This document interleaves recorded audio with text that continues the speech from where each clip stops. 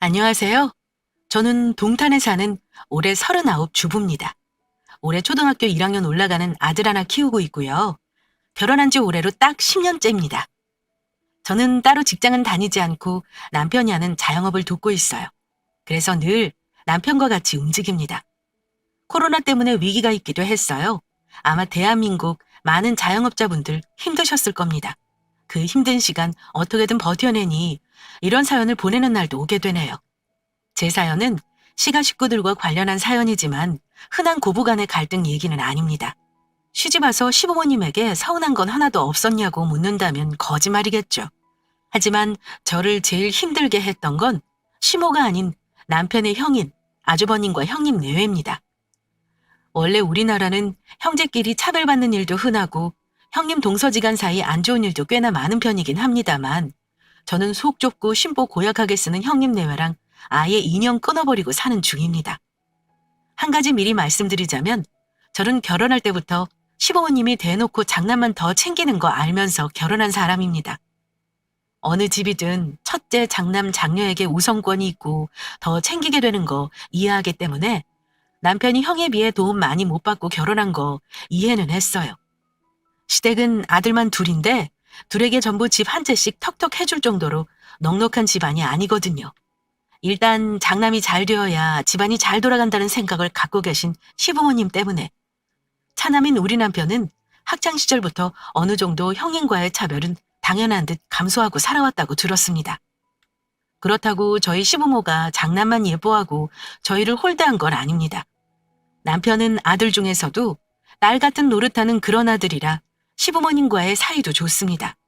제가 남편과 나이차도 좀 나다 보니 처음 시집 왔을 때 시부모님께서도 저를 아이처럼 예뻐해 주셨습니다. 제가 시집 와서 어머니한테 음식하는 걸 어깨너머로 많이 배웠는데요. 어머니는 제가 나물을 무쳐서 밥상에 내면 우리 둘째가 했구나. 맛있게 잘 무쳤네. 하시고 하다못해 찌개 하나를 끓여도 어떻게 이렇게 맛있게 만들었냐 하시며 신기해 하셨습니다. 제 입맛에 그닥 맛이 없어도 맛있다며 다 드시고요. 그런데 저를 예뻐해 주시는 건 딱 저만 있을 때 얘기고요. 시아주버님 부부가 같이 모일 때는 분위기가 조금 달라집니다. 저희 형님이 저보다 시댁에 3년 빨리 시집 왔는데 가족들 다 같이 모이면 시부모님이 약간 형님 눈치를 보시면서 저를 예뻐하시는 거 자제하는 게 느껴져요. 이건 처음부터 그랬던 건 아니고 사실 저 결혼하고 나서 초반에 사실 작은 해프닝이 있었거든요. 저 시집 오고 나서 첫 설날인가 그랬을 겁니다. 어머니는 새벽부터 일어나서 제사 준비하시느라 분주하셨고 제가 잠기가 밝아 어머니가 부엌에서 달그락거리는 소리에 잠이 깨는 바람에 새벽부터 어머니 일 거들어드렸어요. 형님은 그때 3살, 2살 연년생 아기들 케어하느라 힘드실 것 같아 어머니가 깨우지 않으셨어요. 아침에 분주하게 차례 지내고 늦은 아침을 먹는 중이었는데 제 밥그릇 앞으로 반찬이 변변치 않은 걸 시아버지가 보시고는 불고기를 제 밥그릇에 얹어주시기도 하고 생선살을 발라주시기도 하셨어요. 어머니는 형님이랑 같이 아이들 밥 먹이느라 정신이 없으셨죠. 그때 형님이 아버지가 저한테 반찬 챙겨주시는 걸 보더니 은근히 비꼬면서 아버님은 손주보다 둘째 며느리 마시는 거 못 먹을까 봐 걱정되시나 봐요? 이렇게 말씀하시면서 숟가락을 탁 하고 밥상 위에 내려놓으시더라고요. 저는 깜짝 놀라 아무 말 못하고 있었는데 그걸 본 어머니가 얘 큰애야. 너 어디서 버릇없이 어른 앞에서 숟가락을 그렇게 내려놓니? 애들이 다 보고 배운다. 하시며 싫은 소리를 좀 하셨습니다. 그런데 형님은 아랫동서 보는 데서 시부모에게 꾸지람을 들은 게 굉장히 자존심이 상했던 모양입니다. 갑자기 눈물을 뚝뚝 흘리시면서 그동안 부모님한테 서운했던 속내를 막 털어놓더라고요. 이 말 저 말 많이 하긴 했지만 제가 듣기론 핵심은 딱 이랬어요. 본인은 시집 일찍 와서 애 둘 바로 낳고 사느라 힘든데 시부모님이 둘째 며느리만 예뻐한다고요. 그런데 부모님은 형님에게 싫은 소리 안 하고 살살 달래시더라고요.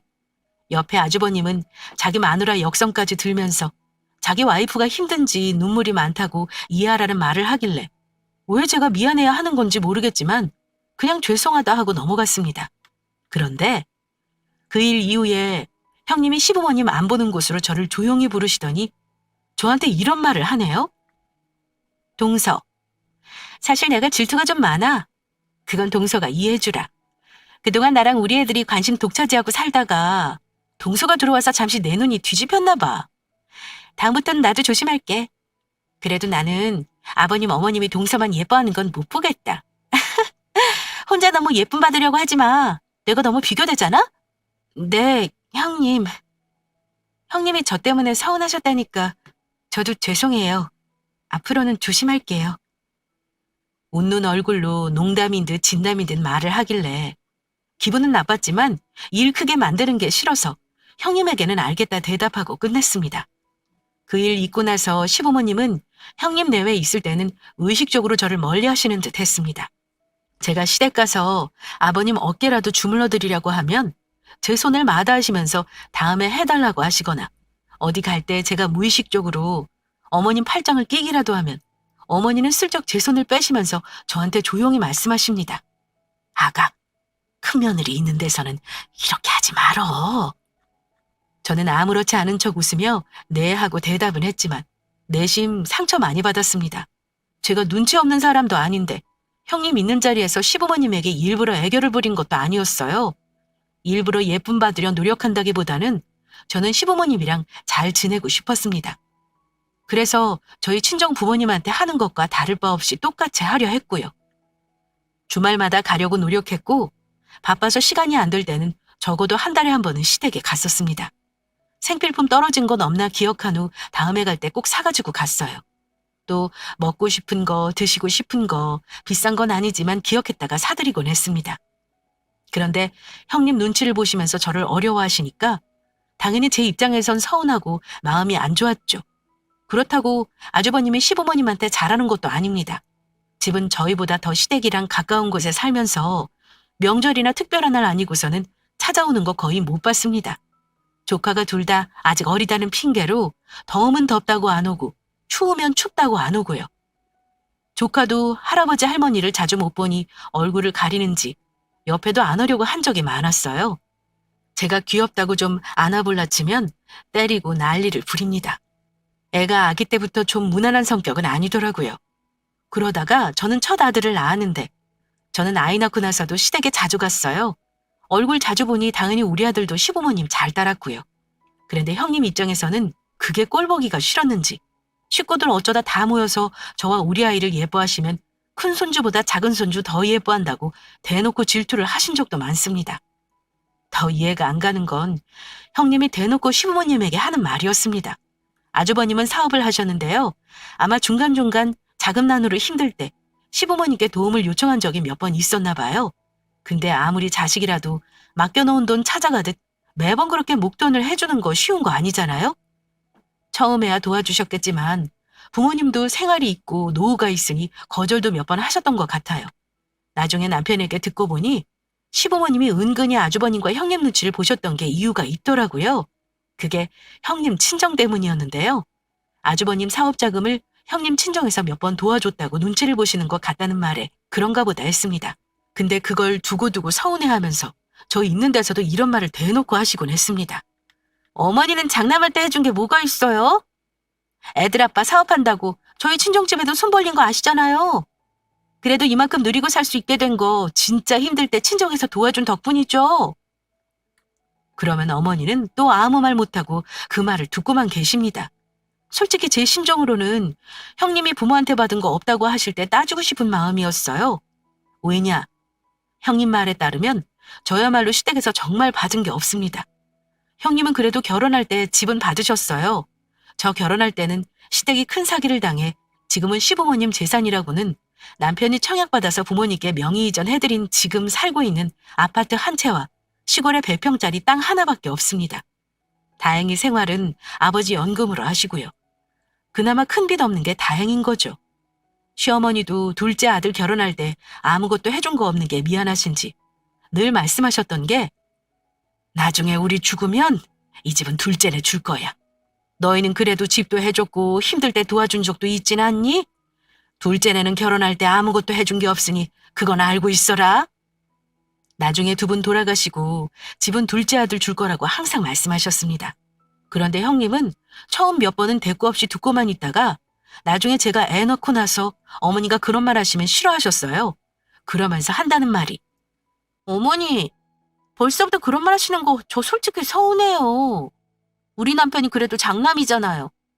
다른 집처럼 저희가 많이 받은 게 있는 것도 아니고요. 다른 집은 장남이 먼저인데 이 집은 왜 둘째 먼저 챙기세요? 게다가 제가 큰손주까지 낳았고 나중에 제사 모시는 것도 제가 할 텐데요. 이렇게 얄밉게 말을 합니다. 둘째부터 챙긴다는 말 듣고 솔직히 헛웃음 나더라고요. 제가 알기로 아주버님은 우리 남편보다 공부도 그저 그랬는데 단지 장남이라 가방끈 길어야 한다는 이유로 그저 그런 대학 졸업한 후 명문대학 대학원까지 다 보내셨고요. 남편은 명문 사립 지원하고 싶었지만 등록금 비싸다고 해서 등록금 싼 대학으로 하향 지원까지 한 사람입니다. 제 남편은 빨리 취직해 부모님 돕고 싶다고 취업도 빨리 해 결혼 전까지 자기가 번 돈 다 부모님 드렸던 걸로 알아요. 하지만 집에서 돈 가져다 쓰는 사람은 사업한답시고 늘 돈이 필요했던 아주버님이었습니다. 게다가 형님이요. 결혼할 때 부모님이 해주신 38평 아파트 자가로 살고 있습니다. 저는 19평짜리 아파트 전세로 시작했고요. 시댁에 도움 안 받고 남편과 제가 벌어놓은 돈 가지고 구하려니 그 당시에는 그게 최선이더라고요. 지금 부모님 살고 계시는 아파트도 사실은 저희 남편이 생애 최초로 청약해서 분양받은 거 부모님 앞으로 해드린 거예요. 물론 돈이야 남편 돈도 일부 들어갔고 부모님 돈도 합쳐서 산 거긴 합니다. 하지만 매년 아파트 부동산세랑 시골 땅 세금은 저희가 내드리고 있어요. 이런 상황에 형님이 왜 시어머니가 사는 아파트까지 탐을 내시는 건지 저로서는 좀 많이 서운한 생각이 듭니다. 여기서 형님이 얼마나 더 가져가셔야지 불만이 없는 걸까 싶어 속상한 적이 한두 번이 아니었습니다. 저는 그래도 자주 보고 부대끼는 시간이 많으면 서로 이해하고 아껴주는 가족이 된다고 믿었습니다. 서운한 거 있어도 가족이니까 이해해야 한다고 생각했고요.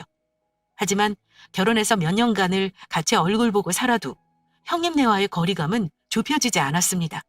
그나마 다행인 건 아주버님이 하시는 사업이 승승장구하는 바람에 형님네는 저희랑은 비교도 안 되게 잘 사셨고 금전적으로 시부모님을 힘들게 하는 일이 없었다는 거였습니다.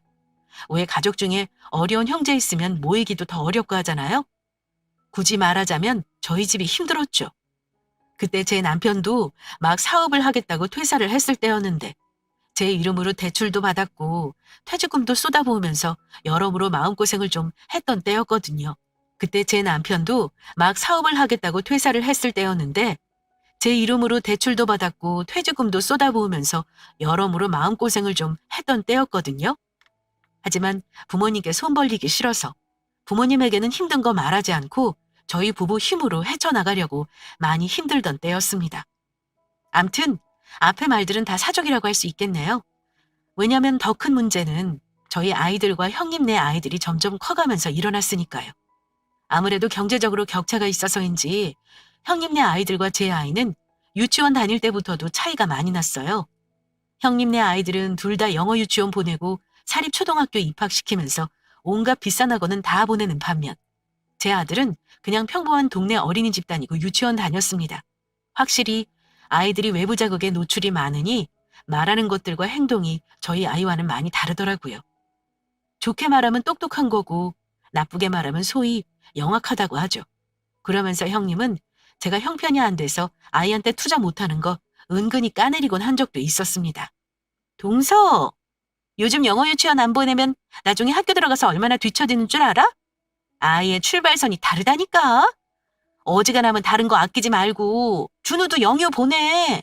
애도 하나밖에 없으면서 왜 자식 가르치는데 돈 쓰는 걸 아까워해? 아, 형님, 원비 알아보니 엄청 비싸던데요. 아직은 그런 비싼 유치원 보낼 여유가 없어요. 여유 있으면 보내겠지만 저희 형편에는 좀 어렵네요. 그래도 그렇지. 나중에 원망이라도 들으면 어떡해. 부모가 할 수 있는 데까지는 해줘야지. 그게 부모 노릇 아니니? 그렇게 안타까우면 돈이라도 좀 보태주던가요. 그러지도 않으면서 남의 자식 교육 문제는 왜 참견하신답니까? 솔직히 저는 돈이 차고 넘쳐도 애를 영어 유치원이니 뭐니 그런 데 보낼 생각은 없습니다. 그런데 형님은 제가 마치 자식에게 당연히 해야 하는 의무를 안 하는 부모라는 듯 죄책감을 자극하곤 했습니다. 사실 여기서 솔직히 말하면요. 저는 아주버님 아이들 남편 조카긴 하지만 별로 예뻐하는 마음은 없습니다. 왜냐면 우리 아들이 형님네 큰아들 때문에 크면서 참 많이도 울었어요. 큰 조카가 소위 말하는 좀 유난스러운 아이입니다. 좋게 말하면 자유분방한 성격이에요. 안 보고 산 지 한참이라 지금은 어떤지 모르겠네요. 지금은 그때보다는 컸으니 많이 나아졌겠지만 어릴 때는 진짜 한 마리 짐승 같았어요. 그런 성격 잘 알고 있었지만 내 아이도 아니고 그동안은 내가 혼낼 이유 없어서 그냥 내버려 두었습니다. 훈육은 기본적으로 부모가 하는 거니까요. 식당 같은 데 가서 난동 피우고 그럴 때 아주버님이나 형님이 조카 팔 단단히 붙잡고 하지 말라고 훈육하는 것도 본 적 있긴 합니다. 근데 그때 아이 태도가요. 뭐랄까 훈육이 먹히는 태도가 아니에요. 애가 씩씩거리면서 자기 부모 대놓고 노려보고요. 그럴 때는 그냥 형님이 아들 때문에 좀 힘들겠네 하고 내 아들 신경 썼습니다. 그리고 자기 친동생도 어찌나 괴롭히는지 어쩌다 만나는데도 얼굴에는 멍자국이 있거나 꼬집힌 자국이 있어서 제가 놀라 물어보면 큰아이가 그랬다고 한 적이 한두 번이 아니었고요. 그래서 온 식구들 모일 때면 큰조카 행동을 저도 늘 주시하고 있긴 했습니다. 그러다가 한번 문제가 생겼던 게 어머니 생신 때였나요? 다 같이 상 차리고 나서 둘러앉아 식사를 하고 있었을 때였는데요. 저희 아이가 그때쯤 한창 애교가 많았어요. 말도 어찌나 예쁘게 하고 밥도 잘 먹는지 식구들 귀여움을 독차지했을 때였습니다. 우리 아들 식판에 먹기 편하게 반찬을 잘라 챙겨주었고 아이는 한창 먹고 있는 중이었습니다. 시어머니가 우리 아들 잘 먹는다고 한건 칭찬하시면서 갈비 더 줘라, 생선 더 줘라 하고 계셨고 저희 아이 앞접시에 시아버지가 한 숟갈 또 덜어주셨어요. 그런데 그때 갑자기 옆에 있는 형님네 아들이 우리 아들 식판에다가 컵에 있는 물을 부어버리는 겁니다. 순간 저도 당황하고 저희 애도 당황하고 아주버님과 형님 둘 다 당황해서 눈이 동그래졌죠. 그때 시아주버님이 조카한테 한 소리 하시긴 했습니다. 어이, 김선호! 너 지금 동생 먹고 있는 밥그릇에 무슨 짓이야? 당장 미안하다고 동생한테 사과해. 그러자 조카가 우리 아들한테 웃으면서 아무렇지 않은 듯 미안, 장난이었어. 이러네요. 솔직히 조카가 그러는 거 보고 소름 돋았습니다.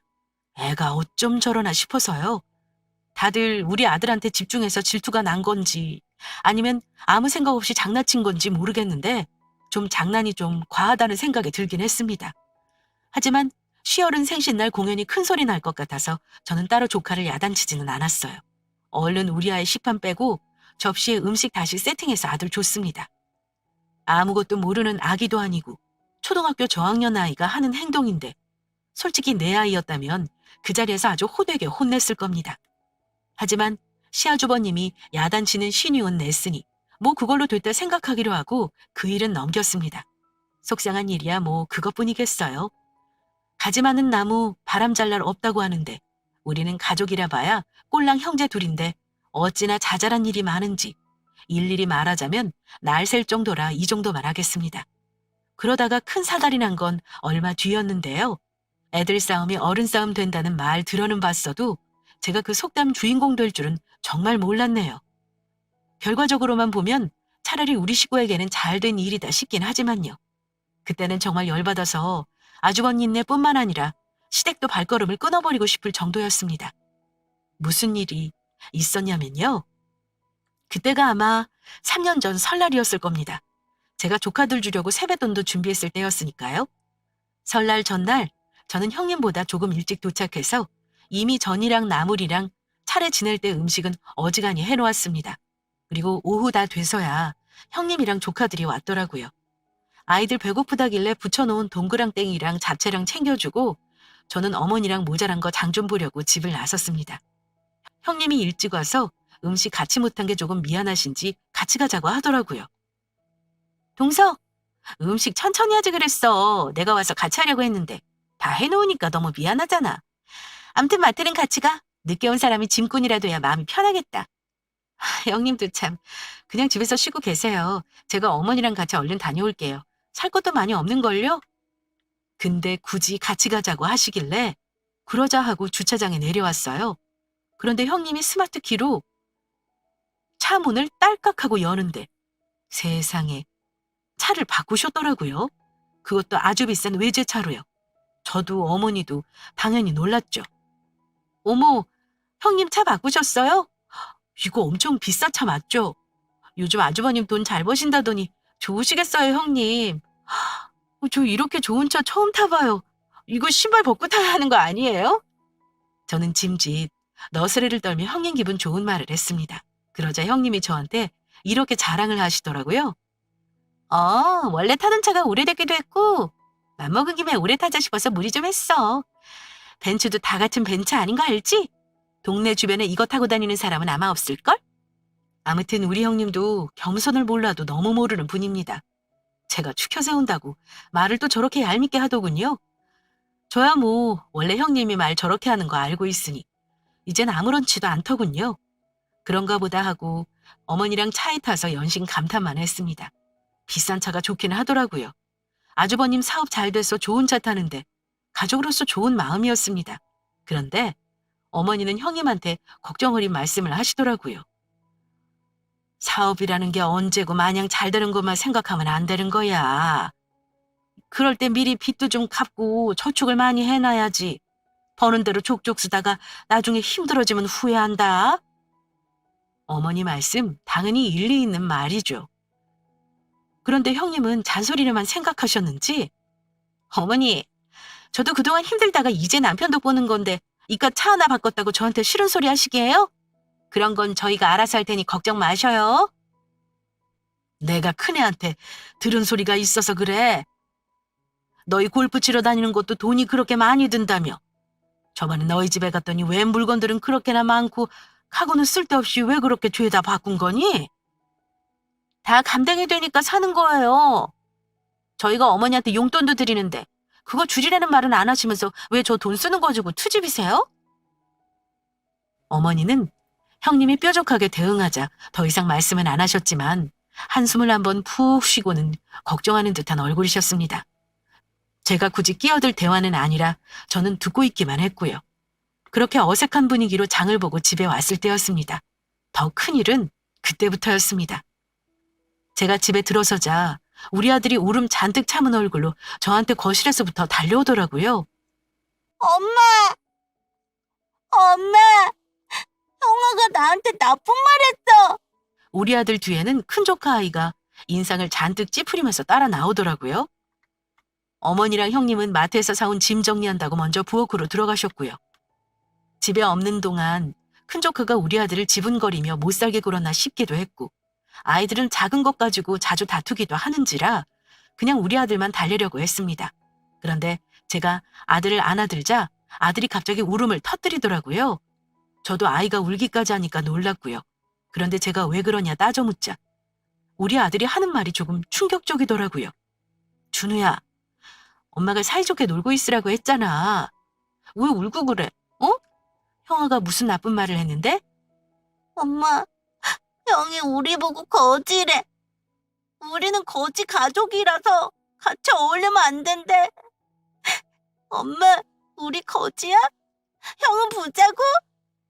아직 유치원 다니는 아이 입에서 우리 집이 거지라는 말이 왜 나오는지 너무 어이가 없어서 물었습니다. 준우야, 누가 그런 말을 했어? 우리가 왜 거지야? 형이 그랬어. 벤츠 타고 다니려면 돈 많아야 한대. 우리는 돈 없어서 벤츠 못 타고 작은 차 타니까 거지라고 나 놀렸단 말이야. 우리 거지야? 아이가 울면서 이런 말을 하는데 참 말문이 막히더라고요. 이걸 뭐라고 설명을 해줘야 할지 난감했습니다. 조카 아이가 벌써부터 타고 다니는 차를 가지고 거지니 부자니 급을 나눈다는 것도 좀 놀라웠고요. 은연중에 그런 걸 어디서 배웠겠어요? 주변 어른들에게 보고 들은 말 같아 더 불쾌했습니다. 준우가 형한테 그런 말 들어서 많이 속상했겠구나. 그럼 준우는 형이 어떻게 했으면 좋겠어? 나 너무 속상해, 엄마. 집에 가고 싶어. 그럼 형이 미안하다고 하면 그래도 집에 가고 싶어? 그랬더니 아이가 곰곰이 생각을 하더니 이렇게 대답을 했습니다. 아니, 형이 미안하다고 하면 괜찮을 것 같아. 그래. 엄마도 형이 사과하면 괜찮을 것 같아. 마침 그 자리에 조카 아이도 있었으니 따끔하게 야단을 쳐야겠다 싶었지만 그래도 조카 아이에게 먼저 사과할 기회를 줬습니다. 선호가 준우한테 그런 말 했니? 동생한테 거지니 뭐니 그런 말 하면 못 써. 왜 그랬어? 선호가 준우한테 사과할래? 그럼 준우도 괜찮을 것 같대. 제가 그렇게 말을 했는데도 조카 아이는 묵묵부답으로 서 있더라고요. 우리 아들은 대답을 빨리 듣고 싶었는지 조카 아이에게 가까이 다가가서 형, 나한테 거지라고 해서 나 속상했으니까 그건 형이 사과해. 그럼 준호가 계속 형이랑 같이 놀게. 이렇게 말했습니다. 그런데 그 순간 조카 아이가 저희 아들 가슴팍을 확 밀치면서 이러는 겁니다. 돈 없으니까 거지지? 그럼 너희도 우리 집처럼 벤츠 사면 되잖아. 작은 엄마, 내가 왜 준호한테 사과해야 해요? 이렇게 말하는 겁니다. 제 아들은 조카 힘에 밀려 바닥으로 넘어졌고요. 그때는 저도 정말 화가 나더라고요. 그래서 저도 이번에는 좀 따끔하게 혼내야겠다 싶었습니다. 김선호, 그런 말 하는 거 아니야. 작은 차 타고 다닌다고 거지라니. 돈 없다고 사람한테 거지라고 놀리면 되겠어? 그렇게 놀리는 사람 마음이 더 거지인 거야. 선호 다른 데 가서 친구들한테도 그런 식으로 말하면 안 돼. 돈이 많고 적은 걸로 사람을 판단하면 되겠어? 선호는 작은 차 타고 다니는 사람은 거지니까 같이 안 놀 거니? 그런 말 하면 안 돼. 알겠지? 제가 단호하게 말하자 조카도 울먹거리더니 이내 울음을 터뜨리더라고요. 아이 둘이 우는 소리를 듣고 나서야 형님은 거실로 나오셨습니다. 조카가 우는 거 보고 선호 왜 우니? 동서 왜 그래? 무슨 일인데 애들 이렇게 다 울리고 야단이야? 참 빨리도 묻는다 싶었지만 일단 그 상황을 설명했습니다. 우리 준우한테 돈 없어서 벤츠 못 사고 거지라고 놀렸다길래 제가 꾸지람을 좀 했어요. 형님도 나중에 선우한테 단단히 일러주세요. 아무리 아이지만 혹시 다른 데 가서도 그러면 안 되잖아요. 저는 당연히 형님이 미안하다고 하거나 아이를 주의시키겠다고 할 줄 알았습니다. 아니면 그 자리에서 조카 아이를 꾸중할 거라 생각했어요. 그런데 그때 형님은 제 예상과는 전혀 다른 반응을 보이셨습니다. 그런 말 좀 들었다고 우리 애까지 울린 거야? 동서도 참, 애가 그런 말 할 수도 있는 거지. 아니 솔직히 그 말 틀린 말도 아니구먼. 거지까지는 아니지만 동서도 그래. 애도 있는데 아직 소형차 타고 다닐 건 뭐니? 애들도 다 보는 눈이 있어서 그런 거라고. 그러니까 다른 데 가서 그런 말을 듣기 싫으면 이참에 차를 바꿔. 좋아하는 아이의 문제를 보는 관점이 다른 분이셨죠. 자기 아들이 지금 어떤 잘못을 했는지도 모르는 듯 했습니다. 형님, 지금 문제가 그게 아니잖아요. 그럼 형님도 선호처럼 우리 집이 거지같이 못 살아서 소형차 타고 다닌다고 생각하시나 보네요? 지금 보니 선호가 왜 그런 말을 했는지 알겠네요. 그게 다 형님 보고 배워서 그런 거죠? 뭐? 동서, 지금 뭐라 했어? 어디 시댁에서 지금 큰 소리를 내니? 조용히 못해? 그때 남편도 거실로 나와 저와 형님이 싸우는 걸 봤습니다. 시부모님도 당황하신 상황이었고요. 형님이 이러는 거 보니 더 이상 말씀드릴 것도 없네요. 저도 우리 아이 상처받는 거 싫어요. 저 이만 가보겠습니다. 준우야, 엄마랑 집에 가자. 남편이 그런 저를 보더니 주섬주섬 옷을 입고 아이 짐을 챙겼고요. 어차피 시간도 저녁 9시 다 되어가던 때라서 딱히 뭐 기분 나빴네 어쨌나 할 거 없었고 원래 집에 갈 시간이기도 했어요. 아주버님 내외랑 시부모님께도 인사 공손히 드리고 시댁에서 나왔습니다. 근데 문제는 집에 가는 중에 형님이 저에게 전화를 하셨더라고요. 늦게라도 사과하시려는 건가 하는 생각에 전화를 받았는데 형님은 제가 전화를 받자마자 다짜고짜 소리부터 지르셨습니다. 동서는 애들끼리 싸웠다고 그렇게 토라져서 애 들쳐안고 짐 싸서 가버리는 게 어딨어? 애들끼리 싸웠으면 서로 사이좋게 지내라 타 이러고 말 것이지. 아예 보고 살지 말자는 식으로 나가? 이렇게 쏘아붙이는 겁니다.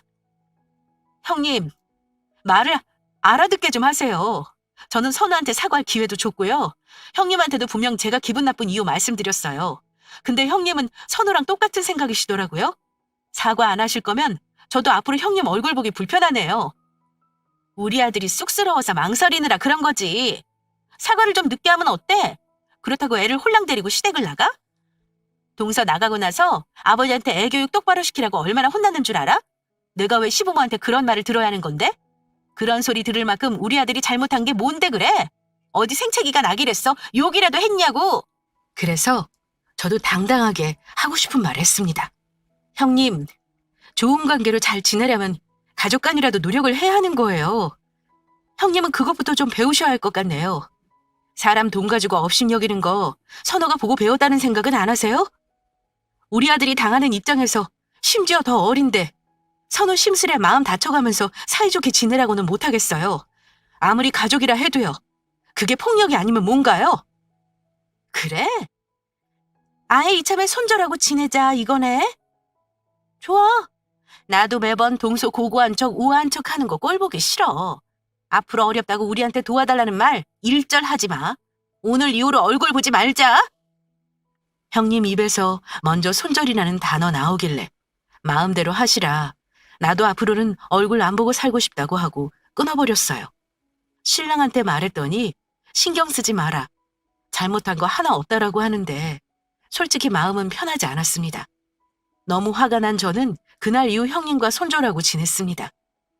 시어머니는 제가 아우 입장이니 화해하고 잘 지내라 하셨지만 자꾸 강요하면 아예 명절이고 뭐고 오지 않겠다 선언했어요. 그랬더니 시부모님도 더 이상 아무 말 못하시더라고요. 처음 1년이 껄끄러웠지 2년 넘어가면서부터는 오히려 편했습니다. 명절에도 형님 오기 전에 얼굴만 비추고 왔고요. 부모님 생신이며 어버이날이며 미리 챙겨드리고 저희는 형님네랑 얼굴 안 마주치고 살았습니다. 그 기간 동안 참 다행스럽게도 우리 남편 사업도 무지 잘 돼서요. 조카놈에게 놀림받던 소형차도 국내산 대형 SUV로 바꿨고요. 19평 전셋집에서 자가 신축 아파트로 집도 이사했습니다. 그리고 최근까지도 아주버님 가족과는 안 보고 지냈어요. 그런데 최근 몇 달 전 아주 황당한 일이 있었습니다. 그동안 한 번도 연락이 없었던 형님이 저한테 집에서 잠깐 볼 수 있냐며 찾아오겠다는 연락을 했더라고요. 이게 또 난감한 것이 연 끊고 지낸 가족에게 오지 마라 하는 것도 쉬운 건 아니더라고요. 게다가 형님이 꼭 얼굴 보고 얘기를 해야 한다며 우리 남편도 같이 봤으면 좋겠다 하는 겁니다.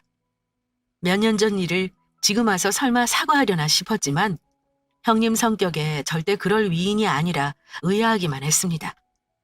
그런데 궁금증은 아주버님 내외가 우리 집에 직접 찾아와 하는 말을 듣고 나서 해결이 되었네요.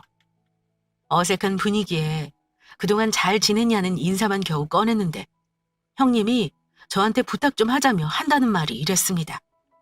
동서, 어머니한테 전해 들으니 서방님 사업 엄청 잘 되고 있다며? 집도 이런 좋은 데로 이사한 거 보니까 정말 요즘 잘 나가나 보다. 사실 우리가 지금 많이 어려워. 코로나 때문에 사업이 갑자기 힘들어져서 여기저기 빚 막느라 정신이 없었어. 지금 주택담보대출도 제대로 못 갚고 있어서 잘못하면 집까지 넘어갈 것 같아. 집이 팔려야 돈을 갚을 텐데 요즘 집값 떨어져도 사는 사람이 없다잖아. 오죽하면 내가 여기 와서 동서한테 도와달라고 그러겠어? 우리 급한 대로 한 5천만 원 정도만 좀 빌려줄 수 있을까? 그래요, 재수씨. 현수야, 형 좀 도와줘라. 네 조카들이랑 우리 가족 길바닥에 앉을 수는 없잖아. 우리 지금 차도 팔고 골프 채고 뭐고 돈 되는 건 다 팔아서 수중에 남은 게 없어. 기껏 한다는 말이 결국은 돈 빌려달라는 말이었죠. 형, 대체 뭐 하느라 사업하는 사람이 돈이 없어? 아니 그동안 집도 넓히고 차도 사고 다 했잖아. 그렇게 흥청망청 버는 족족 쓰더니 아무 대책도 없었던 거야? 미안한데 형, 우리도 갑자기 그런 큰 돈은 없어. 그럼 대출이라도 해서 주면 안 돼? 매달 갚을 돈은 줄게. 우리 지금 둘 다 대출도 다 막혀버린 상황이야. 그 말을 어떻게 믿어? 그러다 우리 대출 못 갚으면 다 뒤집어 쓰라는 거잖아. 남편은 딱 잘라 거절했고 저 역시 고개를 저었습니다. 그런 큰 돈 없기도 하고요. 설사 있다 해도 저는 빌려줄 생각 없어요. 돌려받는다는 보장도 없는 거 아닌가요? 그랬더니 형님은 그 말에 또 자존심이 상했나 봅니다. 돈 빌리러 온 사람이 마지막 자존심은 있었는지. 설마 동서 몇 년 전 일로 아직까지 꽁하고 있는 건 아니지? 사람이 뭐 그리 속이 좁아? 애들이 다툰 일로 계속 이렇게 가족끼리 나몰라라고 살 셈이니? 이러시는데 순간 저도 잊혀가던 일이 갑자기 떠오르면서 열이 확 받더라고요. 네, 형님. 저 속이 참 좁은 사람인가 보네요. 이럴 때만 가족인가요? 형님 그때 돈 없으면 거지라고 하셨죠? 지금은 형님네가 돈 없으니 그럼 형님네가 거지인 셈이네요? 아무튼 저희는 돈 빌려드릴 생각 없어요. 저는 돈 없는 거지들하고 상종하기 싫어서요. 할 말 다 하셨으면 이만 돌아가 주세요. 하고 쏘아붙여 버렸습니다. 형님 내외는 제 말 듣고 열은 받는데 아쉬운 말은 입장인지라 얼굴만 벌개져서는 어쩔 줄을 모르더라고요. 남편도 순하던 제가 독한 말 하는 거 보고 조금 놀란 듯 보였습니다. 형수님, 다시 말하지만 우리는 돈 없어요. 우리 와이프 마음 풀리는 게 먼저인데 몇 년 전에 그 일로 저희도 무지하게 속상했던 건 맞아요. 아무튼 여전히 사과 없이 그 일을 아무렇지 않게 생각하는 거 참 실망이네요. 돌아가 주세요. 이렇게 말하고 두 사람 내보냈습니다. 형님 내외 그렇게 내보내고 나서 뭔가 속이 시원하기도 한데 가슴이 벌렁거리기도 하더라고요. 그래도 몇 년 전 형님에게 상처받은 일에 대한 복수는 했다 싶어 속은 후련했습니다. 제가 너무 심했나 싶기도 했는데 남편은 오히려 저한테 말 한번 시원하게 잘했다고 했고요. 돈 빌려줄 생각 전혀 없다고 아마 앞으로는 못 찾아올 거라고 하더라고요. 미리 가족 간 돈 문제는 싹을 잘라버리는 게 좋다면서요. 그렇게 돌아가고 나서 형님은 몇 번 저한테 문자랑 전화로 아쉬운 말을 하긴 했지만 저는 못 본 척하고 있습니다. 시어머니 말로는 집 넘어가면 같이 살 각오도 하고 있다고 하시더라고요. 만약 그렇게 되면 저는 시댁에도 당분간은 발길 끊을까 생각 중입니다. 저보고 못됐다, 너무 냉정하다 하시는 분도 있을 겁니다. 하지만 굳이 사람에 대한 예의가 없는 인간과는 가족으로 지내고 싶지 않다는 결심입니다. 먼 훗날 부모님이 돌아가신다면야 어쩔 수 없이 봐야겠지만 지금은 이렇게 지내는 게 좋습니다. 다른 구독자분들 생각은 어떠신가요? 제가 결정한 게 현명한 일이겠죠? 혹여 제 생각이 틀렸다 생각하신다면 아낌없는 조언 해주세요. 달게 받겠습니다. 저의 사연은 여기까지고요. 긴 사연 들어주신 구독자분들께 감사드리며 가정에 복잡한 일 없이 늘 평안하시길 바랍니다. 감사합니다.